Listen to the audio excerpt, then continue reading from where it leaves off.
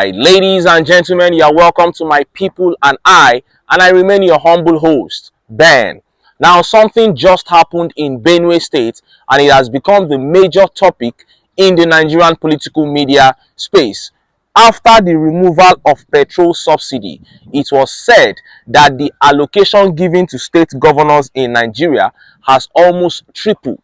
They are now receiving almost ×3 of what they used to receive before.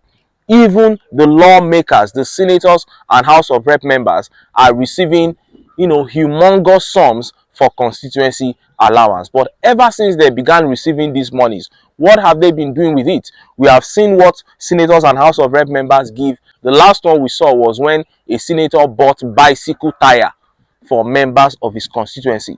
One senator in Kano bought burial clothes for members of his constituency, and it was really shocking. Now in BENUE State, another big one is happening and it has become the major talking point. If you see what the governor of BENUE State gave to the women of BENUE State to support them as women empowerment, you will shed tears for this country. Before I show you what this governor gave to the women of BENUE State for empowerment and how Nigerians reacted, let me quickly show you this video. This one is coming straight from Jigawa State. This is a tragedy.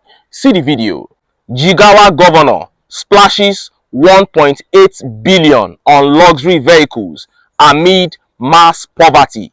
Awards contract for 12 more SUVs for convoy and his wives. Here is the video.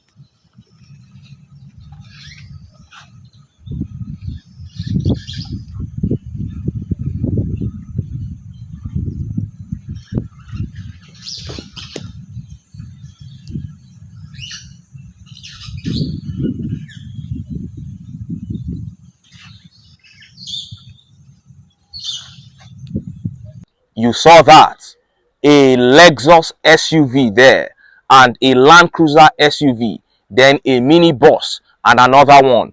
1.8 billion naira splashed on those 4 cars by the governor of Jigawa State, and he has ordered for 12 more vehicles to fill up his convoy, and then he will give some to his wives.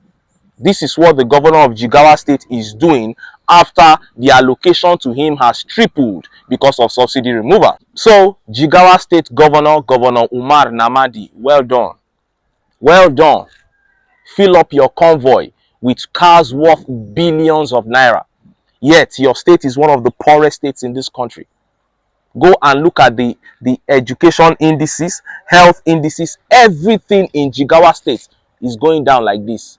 Is on the negative, yet the governor is splashing all his money on just cars. Tomorrow, this same governor of Jigawa State, Governor Namadi Umar, will come and say he's seeking a second term, and you will be shocked. You will still find some Nigerians collecting crumbs from him to support him. As long as we continue to behave like this, this is how this country will remain. As long as people cannot put their foot down, this act by this governor alone is enough to disqualify him. It is enough for somebody to say that we are never going to give this man our votes. Whatever it is going to cost, we are going to stand and ensure that he is expelled from office.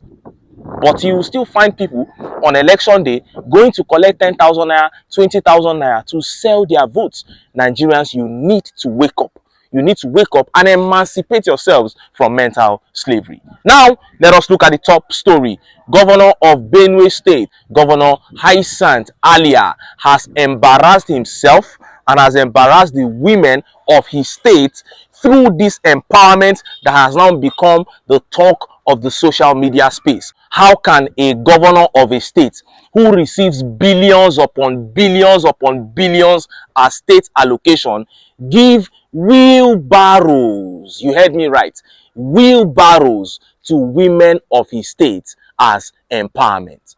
Look at how the papers reported it. Benue governor faces backlash for gifting women branded Hyacinth Cares wheelbarrows as empowerment. Benue State Governor Hyacinth Alia is facing public backlash following the distribution of branded wheelbarrows to women in the state as part of an economic empowerment initiative.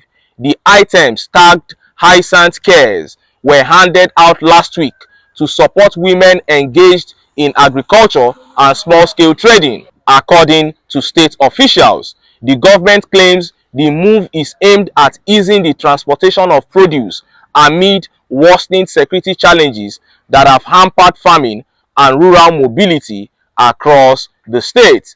The wheelbarrows, fitted with steel frames and 100-liter capacity, are intended to improve mobility and boost economic resilience among rural women. However, critics argue that the program lacks dignity and fails to address systemic poverty, insecurity, and limited access to markets or financial services. The controversy has also reignited memories of a similar scheme under former Governor Samuel Ortom in 2017, when branded wheelbarrows were also distributed under a youth empowerment program, drawing public condemnation at the time. Others have demanded more sustainable interventions such as access to credit, improved security to farmers, and investment in mechanized agriculture. You saw that. Governor of Benue State, Governor Hyacinth Alia, distributed wheelbarrows to women of his state as empowerment, and he even branded the wheelbarrows Hyacinth Cares. He cares about them. That was why he gave them wheelbarrows.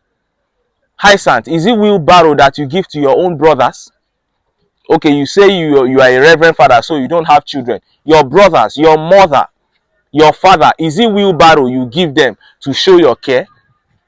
Do these people realize that the allocation that they get for the state is for citizens of the state, not for them to do whatever they like with?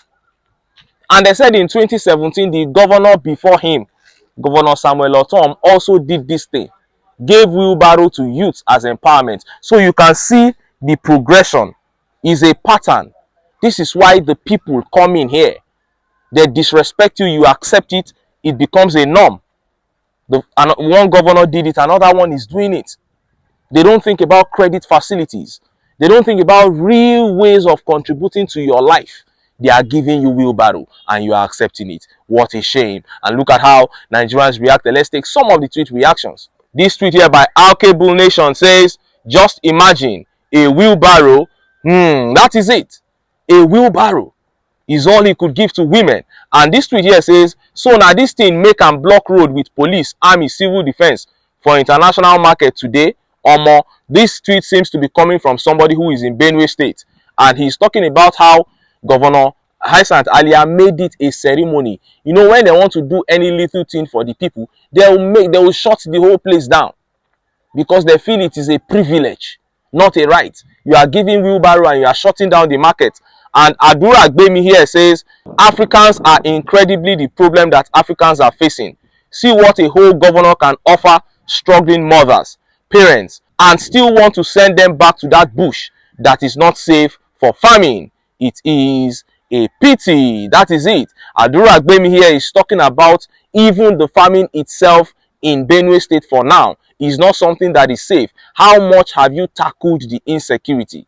And if a governor can give wheelbarrow, it shows you that he is even nonchalant about the insecurity in the state. And this tweet here by Kenny Durojaye says, this governor na madman, I swear. Our women wheelbarrow, God punish him forever. And this tweet here says 20 billion naira for the empowerment. That is one huge aspect that we cannot overlook. Now the governor has given wheelbarrow to women. Go and check the paperwork of this empowerment, and see how much will be quoted there, how much they will quote for this particular empowerment. It can never be less than billions. They will quote several billions on paper. At the end of the fiscal year, they will come and line everything up, say, look at what we have done for the people. We spent billions on empowerment. Meanwhile, it was wheelbarrow that they gave the women. This is what they do to us in this country, and the people have allowed it. Because I don't know why the people gathered to collect wheelbarrow in the first place. It should have been rejected. A senator in Kano bought burial clothes for his people. It means he's praying for them to die. Yet, the people are not reacting. It is a shame. Finally, 2 killed in suspected herders attack on farmers in Abuja's Gwagwalada area. Hey, Gwagwalada again, Abuja, FCT, herders. Una don't enter FCT again. Hey, something needs to be done. Something urgently and seriously needs to be done about this herders issue in this country, because we cannot continue like this. Anyway, make I leave am here. If you have not subscribed to this channel, I don't know what you're still waiting for. Oh yeah, subscribe now. Make it for the great updates as it dey happen for Naija. Do am now, I dey look you. Una bye.